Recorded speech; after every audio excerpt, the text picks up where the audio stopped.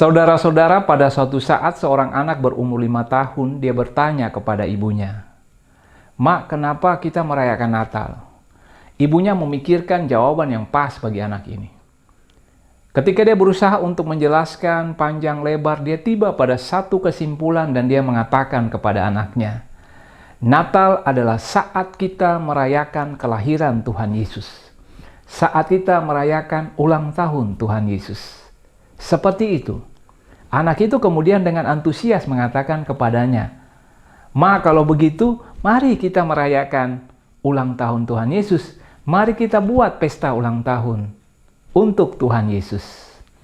Saudara-saudara, Natal merupakan saat di mana kita merayakan kelahiran Tuhan Yesus Kristus. Allah yang memberikan dirinya kepada kita. Sebab itu, bisa kita bilang Natal adalah saat memberi atau musim memberi.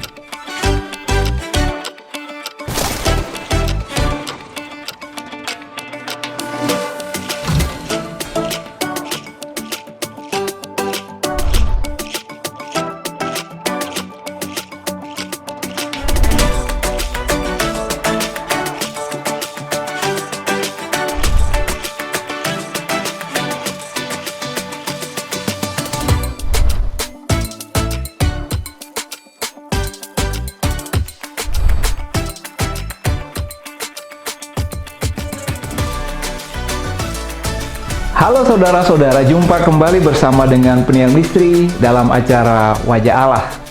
Kali ini kita membahas tema Natal adalah saat untuk memberi. Natal adalah musim untuk memberi. Saudara-saudara, kita ada di tengah hingar-bingar Natal, hiruk-pikuk perayaan Natal. Kebaktian, ibadah Natal dilakukan di mana-mana. Bahkan sampai saat ini bisa saja saudara-saudari sudah melalui beberapa kali Natal. Pertanyaan yang penting ketika kita merayakan Natal, apakah harapan yang kita bawa ketika kita merayakan Natal? Apa yang kita inginkan? Apa yang kita mau? Atau sesuatu yang mendorong kita sehingga kita merayakan Natal? Setiap orang memiliki motivasi yang berbeda untuk merayakan Natal. Bisa saja Natal merupakan hal yang menyenangkan, karena di situ ada sebuah hingar-bingar yang menyenangkan. Ada ibadah Natal, tetapi di dalamnya ada perpaduan antara musik yang indah, lalu ada spontanitas Natal yang menarik, di dalamnya juga ada makanan yang enak. Natal juga seringkali disertai dengan hal-hal yang baru, baju baru, sepatu baru, dan seterusnya. Tetapi bagaimana kita memaknai Natal? Apakah Natal hanya sebuah perayaan yang tertuju pada diri kita? Apa yang kita mau, apa yang kita butuhkan, apa yang kita kehendaki? Ataukah Natal lebih daripada sekedar peristiwa yang kita rayakan bukan tertuju pada diri kita sendiri, tetapi pada hal-hal tertentu yang lebih daripada tertuju hanya pada diri kita sendiri? Sebab itu, saya mengajak Anda untuk melihat tentang bagaimana kita merayakan Natal dari sudut pandang apa yang sebenarnya menjadi sebuah semangat Natal sejati. Mari kita lihat semangat Natal yang sejati dimulai dengan pernyataan dalam Alkitab Yohanes 3:16. Karena begitu besar kasih Allah akan dunia ini, sehingga Ia mengaruniakan anaknya yang tunggal, supaya barang siapa yang percaya kepadanya tidak binasa, melainkan beroleh hidup yang kekal. Di dalamnya ada sebuah semangat memberi. Allah memberikan dirinya kepada manusia. Allah memberikan dirinya untuk menyelamatkan manusia. Ketika kita berbicara tentang ilustrasi di awal tadi, bahwa anak tadi mengatakan, "Ma, kalau Natal merupakan ulang tahun Tuhan Yesus, berarti yang mesti kita rayakan adalah Tuhan Yesus yang menjadi pusat daripada perayaan kita, bukan diri kita." Ingat tadi saya mengatakan bahwa bisa saja kita datang ke Natal dengan harapan-harapan kita, dengan keinginan-keinginan kita, dengan kemauan kita yang tertuju untuk memuaskan diri kita. Memang tidak salahnya apabila kita berusaha memuaskan diri kita dalam hal kita merayakan Natal 1 tahun sekali, kita membuat diri kita bisa bersenang-senang dengan keluarga dan juga dengan orang lain. Tapi hakikat Natal sejati, keutamaan Natal hendak kita lihat bahwa Natal adalah saat di mana Allah memberikan dirinya kepada kita. Allah di dalam Tuhan Yesus yang menjadi pusat perhatian. Ini harinya Dia, bukan harinya kita. Karena itu, yang mesti menjadi perhatian adalah Yesus yang lahir pada saat itu. Yesus dengan apa yang Dia ingin kita lakukan sebagai orang percaya. Karena tidak ada hal yang lebih baik ketika kita merayakan Natal, kita membayangkan ketika Tuhan yang berulang tahun. Apakah yang Dia kehendaki kita lakukan untuk Dia? Saudara-saudara, konon dalam sebuah kisah atau legenda yang mungkin Anda sudah mendengarnya dan diceritakan berulang kali sebagai sebuah kisah Natal. Di sebuah desa atau katakanlah sebuah kota dengan tradisi untuk memberikan persembahan atau memberikan yang terbaik pada saat malam Natal, maka ketika malam Natal seluruh penduduk di kota itu bersiap-siap dengan pemberian terbaik yang tengah mereka ingin berikan kepada putra Natal. Mereka akan membawa persembahan itu di pusat kota, di alun-alun, atau di lapangan. Di bawah pohon Natal yang besar, setiap orang akan membawakan persembahannya kepada Yesus Sang Putra Natal. Di lapangan itu setiap orang berbaris, satu persatu dengan gilirannya masing-masing untuk membawa persembahan atau hadiah yang terbaik untuk Putra Natal. Di dalam antrean itu terdapat seorang anak laki-laki berpakaian compang-camping dan tidak menggenggam apa-apa sebagai hadiah. Dia berdiri paling belakang. Sesudah semua orang berbaris dan meletakkan hadiah yang luar biasa yang dianggap merupakan persembahan yang terbaik untuk Tuhan Yesus, tiba giliran sang anak itu. Dia tidak membawa apa-apa di tangannya, hanya dirinya dengan pakaian yang compang-camping. Dia kemudian duduk di antara tumpukan hadiah itu dan dia mengatakan, "Saya tidak punya apa-apa untuk Tuhan, tetapi ini diri saya yang saya mau persembahkan kepada Tuhan." Saudara-saudara, Natal adalah saat untuk memberi. Mungkin kita akan bertanya, kalau saya setuju tentang apa yang dikhotbahkan pada saat ini, Natal adalah saat memberi, musim memberi, maka pemberian terbaik seperti apakah yang Tuhan kehendaki saya berikan kepadanya? Apa yang mesti kita berikan kepada Tuhan? Bila Natal, Tuhan yang menjadi pusat daripada perayaan kita. Saudara-saudara, pertama-tama, ingatlah bahwa Tuhan senang ketika dalam perjalanan 1 tahun ini, kita mengingat bahwa ini harinya, dan kita mengingat kebaikannya yang telah dilakukan bagi kita, lalu kita mensyukurinya. Seringkali dalam perjalanan kehidupan kita, perjalanan hidup yang terburu-buru dari satu masalah ke masalah yang lain, dari satu persoalan ke persoalan yang lain, terkadang kita terlalu melihat pada apa lagi yang mesti kita lakukan, pada hal-hal di depan kita. Sehingga bisa saja kita melupakan untuk bersyukur pada Tuhan atas hal-hal yang telah Dia lakukan dalam kehidupan kita. Hal-hal yang baik yang merupakan pertolongan Tuhan. Hal-hal yang baik yang merupakan jawaban atas doa-doa dari Anda. Mungkin Anda sudah mendapatkan jawaban doa itu. Tetapi karena di depan Anda ada target yang lain. Di depan Anda ada pekerjaan yang mesti diselesaikan. Di depan Anda ada persoalan yang mesti ditangani. Sehingga Anda lupa untuk memandang ke belakang. Bahwa ada hal-hal besar yang Tuhan telah lakukan dalam hidup Anda. Yang mesti Anda syukuri pada saat Anda ada pada saat ini. Bila Anda mengatakan, mungkin hal itu adalah hal yang biasa. Tapi Anda masih punya satu alasan untuk bersyukur kepada Tuhan. Yaitu bahwa hari ini Anda ada. Hari ini Anda memiliki sukacita. Hari ini Anda memiliki pengharapan dalam kehidupan. Hari ini Anda bisa merayakan Natal meskipun ada tantangan, persoalan, masalah ekonomi, gaji Anda yang belum dibayar, ataupun kesakitan yang belum disembuhkan, atau apapun. Tetapi kalau Anda masih merayakan Natal dalam sebuah semangat pengharapan, maka itu adalah sebuah pemberian karena keselamatan dari Allah diberikan kepada Anda. Dan keselamatan itu tidak bisa diambil dari Anda. Keselamatan itu melekat pada diri Anda selama Anda memutuskan untuk memegangnya sebagai sebuah hal yang merupakan pemberian Allah kepada Anda yang sangat berharga dan Anda tidak akan melepaskannya. Syukurilah hal-hal baik yang Tuhan telah berikan kepada Anda. Itu merupakan pemberian yang berkenan di hadapan Tuhan. Dan Dia layak untuk menerima pemberian itu. Dengan menggunakan waktu kita untuk melihat hal-hal baik yang Tuhan lakukan dalam hidup ini, mendorong kita bersyukur kepada Tuhan. Dan hati yang bersyukur akan mendorong kita untuk melihat begini. Kalau Tuhan adalah pribadi yang baik bagi saya, yang melakukan begitu banyak kebaikan dalam hidup ini, maka saya mau berkomitmen untuk hal-hal baik yang saya mau untuk melakukannya demi menyenangkan hati Tuhan. Misalnya kita memulai sebuah komitmen untuk mengenal Tuhan lebih dekat.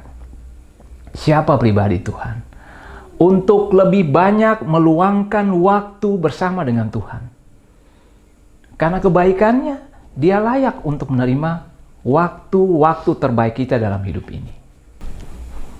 Mensyukuri berkat Tuhan dalam kehidupan kita membuat kita bisa mengambil sebuah komitmen untuk melakukan hal yang Tuhan inginkan kita lakukan dalam hidup ini yang menyenangkan hatinya. Dan salah satu hal juga yang menyenangkan hati Tuhan adalah ketika kita memberikan sesuatu kepada orang yang kita tahu membutuhkannya. Ketika kita berusaha untuk memenuhi kebutuhan orang lain yang membutuhkan apa yang kita miliki atau apa yang kita bisa berikan kepada mereka. Saudara-saudara, ini adalah sebuah semangat memberi yang Tuhan kehendaki ada dalam kehidupan orang percaya. Karena Natal adalah saat di mana Allah tidak memandang dirinya penting, tetapi Dia memandang kita, saya, Anda, sebagai yang penting. Sehingga Dia datang ke dunia menjadi sama dengan kita untuk menyelamatkan kita. Sebab itu, hal yang indah yang bisa kita berikan kepada Tuhan adalah memberi apa yang ada pada diri kita kepada orang lain yang membutuhkan. Tuhan Yesus berkata begini, bahwa apa yang kamu lakukan kepada orang yang hina ini atau orang yang membutuhkan ini adalah apa yang kamu lakukan bagi diriku. Tuhan menyamakan dirinya dengan orang-orang yang lemah, orang-orang yang membutuhkan pertolongan, orang-orang yang dalam pandangan manusia bukan orang penting. Karena itu Alkitab memakai kata hina. Hina bukan berarti orangnya yang hina, tetapi hina berarti status atau kedudukan mereka di mata manusia. Di mata Tuhan mereka berharga, tetapi karena mereka tidak memiliki apa-apa, tidak memiliki status sosial yang tinggi, tidak memiliki jabatan, harta benda, sehingga dalam pandangan manusia mereka hina. Dan seringkali orang menolak untuk menolong orang-orang seperti ini. Tetapi Tuhan mengatakan, ketika kita melakukan kebaikan kepada orang-orang ini, sebenarnya kita tengah melakukan kebaikan kepada Tuhan. Dan saudara-saudara, kalau kita berbicara tentang melakukan kebaikan kepada orang yang membutuhkan, jangan pernah kita mengatakan bahwa kita tidak memiliki seberapa banyak atau kita tidak punya berkat yang bisa kita bagi kepada orang lain. Seolah-olah kita mau mengatakan, kalau nanti saya kaya baru saya memberi. Atau kalau saya punya hal-hal yang berlimpah ruah dalam kehidupan ini baru saya akan memberikan. Ya, artinya begini, kalau kita berkata kita tidak memiliki sesuatu yang bisa kita berikan kepada orang lain, maka ada sebuah kisah tentang gereja baptis di Philadelphia yang memiliki tempat ibadah yang bisa menampung ribuan orang, yang memiliki pelayanan di bidang pendidikan, di rumah sakit, dan seterusnya. Gereja besar ini punya sejarah yang unik. Dimulai dari persahabatan antara seorang hamba Tuhan yang melayani di situ, dalam sebuah gereja yang kecil, padat ketika pelayanan, karena gerejanya kecil, jemaatnya memenuhi tempat itu dan panas. Pendeta ini bersahabat dengan seorang pemulung anak kecil yang merupakan pemungut sampah. Suatu saat ketika dia memimpin ibadah, gerejanya sudah penuh, anak itu masuk dan tidak ada tempat duduk. Dia berdiri lama di depan pintu, antara mau masuk dan tidak masuk. Lalu pendeta itu turun dari mimbar dan kemudian memegang tangan anak itu, menuntun dia untuk duduk di tempat duduknya. Dari situlah terjalin persahabatan antara pendeta dengan si anak pemulung ini. Jadi anak itu kemudian berulang kali mengunjungi gereja dan beribadah di situ. Suatu saat anak ini sakit keras, lalu meninggal. Pendeta itu merasa sedih, kemudian berkunjung ke rumah anak itu. Lalu ketika berbicara dengan ibu daripada anak itu, ibu itu menyampaikan sebuah amplop yang rupanya merupakan sebuah titipan dari anak kepada sang pendeta. Di dalam amplop itu terdapat uang yang tidak terlalu besar. Mungkin kalau dirupiahkan bisa sekitar 100 ribuan, tetapi ada catatan yang menggugah. Catatan itu menuliskan bahwa saya berterima kasih atas persahabatan, atas penerimaan Bapak Pendeta yang sangat baik kepada saya. Saya bisa beribadah, tetapi saya mengumpulkan uang dengan kerinduan supaya gereja ini bisa menjadi tempat yang besar, luas, menampung banyak orang, sehingga anak seperti saya bisa datang beribadah dengan leluasa. Artinya dia mengingat pengalamannya dan dia ingin supaya anak-anak lain yang mungkin seperti dia bisa mendapatkan tempat untuk beribadah di situ, atau orang lain sekalipun bisa datang beribadah dengan nyaman di situ.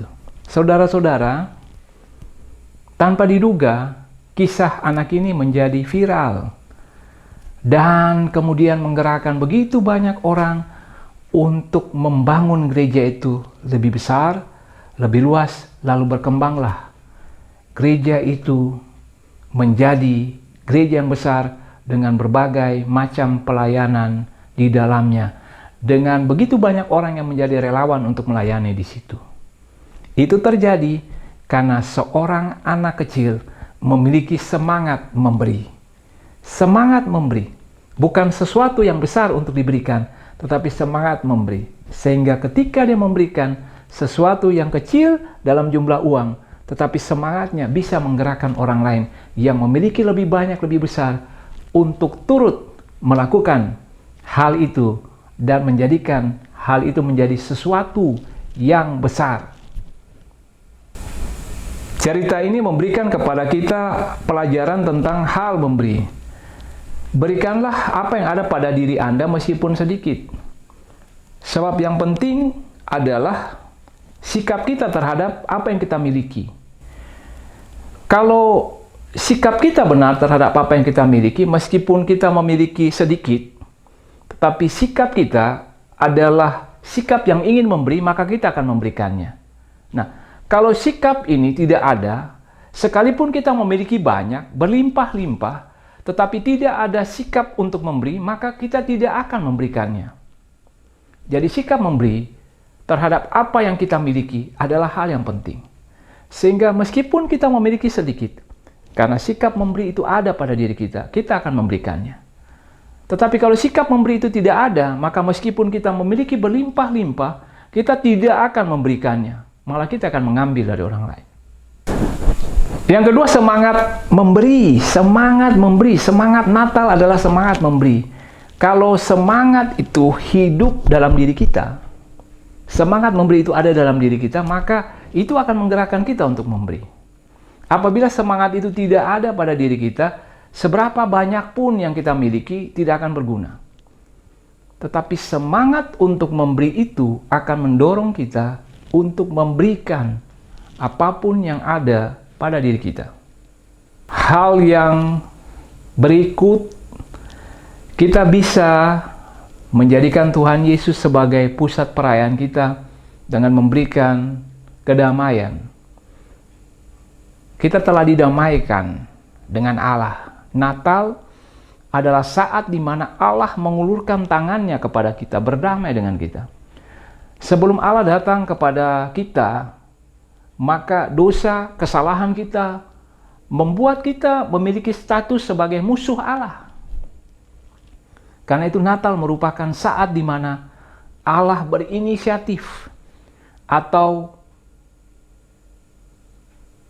memegang kendali untuk melakukan perdamaian dengan kita. Bukan kita yang berinisiatif atau yang pertama-tama mau berdamai dengan Allah, tapi Allah, karena Allah tahu bahwa itulah yang kita butuhkan dan karena Allah mengasihi kita. Sebab itu penting bagi kita untuk melihat bahwa hal yang terbaik yang bisa kita berikan kepada Tuhan Yesus di perayaan Natal ini juga adalah menjadi orang yang membawa damai dalam kehidupan kita. Berbahagialah orang-orang yang membawa damai karena mereka akan disebut anak-anak Allah. Demikian kata Tuhan Yesus. Berarti membawa damai merupakan hal yang menyenangkan hati Allah. Dan kalau kita bawa sebagai sebuah persembahan atau pemberian kado bagi Tuhan Yesus, itu adalah hal yang menyenangkan. Pembawa damai. Bagaimana menjadi pembawa damai? Apakah ketika kita menjadi pembawa damai, maka kita tidak memiliki konflik atau masalah dengan orang lain? Kita pura-pura bahwa hidup kita damai dan hidup kita tenang. Apakah menjadi pembawa damai berarti kita tidak punya masalah dengan seseorang? Saudara-saudara, menjadi pembawa damai bukanlah seperti itu. Bukanlah berusaha seolah-olah tidak ada masalah, berusaha untuk tetap tenang, atau pura-pura bahwa tidak ada hal-hal yang bergejolak dalam diri Anda. Tidak. Tetapi menjadi pembawa damai pertama-tama adalah kita berusaha untuk mengakhiri permusuhan. Masalah mungkin masih ada, tetapi kita tidak melihat pada masalahnya, tetapi kita lebih melihat pada sebuah relasi. Sehingga mungkin masalah itu masih ada, tetapi kita berusaha memperbaiki relasi dengan orang yang bermasalah dengan kita. Lihat bahwa ada perbedaannya. Ketika kita menjadi pembawa damai, kita berusaha untuk mengakhiri sebuah konflik atau permusuhan. Kita tidak berusaha untuk membalas dendam, tetapi kita berusaha untuk menyelesaikan masalah itu dalam kaitan dengan kita berdamai. Kita berdamai berarti kita mengakhiri konflik, mengambil keputusan untuk memutuskan rantai balas dendam. Tapi ingat bahwa ini bukan berarti kita membiarkan diri kita diinjak-injak, diperlakukan sewenang-wenang, dan mengatakan bahwa kita akan menerima perbuatan orang lain yang sewenang-wenang atas diri kita. Tidak. Tetapi membawa damai bisa diilustrasikan seperti kisah yang terjadi ketika Jerman Barat dan Jerman Timur terpisah oleh tembok Berlin. Nah, orang Jerman Barat lebih makmur dan orang Jerman Timur lebih miskin. Karena iri kepada orang-orang di Jerman Barat, tiap pagi orang-orang Jerman Timur akan membuang sampah lewat tembok Berlin ke Jerman Barat. Tiap saat mengalami hal itu, orang Jerman Barat kemudian berpikir, apa yang bisa kita lakukan? Apakah kita akan kembali membuang sampah ke mereka, ataukah kita bisa melakukan apa? Sesudah mereka rapat, mereka memutuskan bahwa mereka akan memberikan yang terbaik yang ada pada mereka. Mereka kemudian mengumpulkan makanan, roti, kue, lalu mereka mengumpulkan selimut, dan mereka mengangkatnya dan melemparkannya ke sebelah. Tetapi disertai dengan catatan, kalian memberikan apa yang ada pada kalian, dan kami memberikan apa yang ada pada kami. Saudara-saudara, seperti itulah cara kita untuk berusaha membawa perdamaian.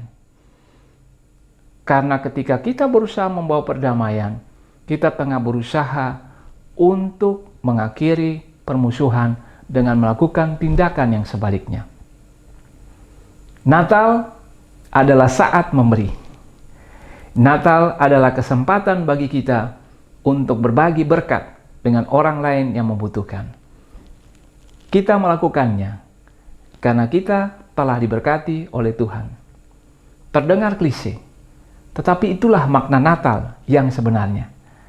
Bahwa kita tidak akan bisa menyelami atau merasakan kedalaman Natal yang sebenarnya sebelum kita menjadi pribadi yang memberikan diri kita kepada Tuhan Yesus sesuai dengan apa yang Dia kehendaki. Tuhan Yesus yang berulang tahun, Tuhan Yesus yang lahir, Tuhan Yesus layak untuk menerima hal-hal yang baik dari kita yang kita berikan kepadanya sebagai tanda kasih kita kepada Tuhan yang kita rayakan kelahirannya. Sampai berjumpa kembali bersama dengan penyiar misteri dalam acara Wajah Allah di minggu depan. Kamu dapat, kamu bisa. Tuhan memberkati. Shalom.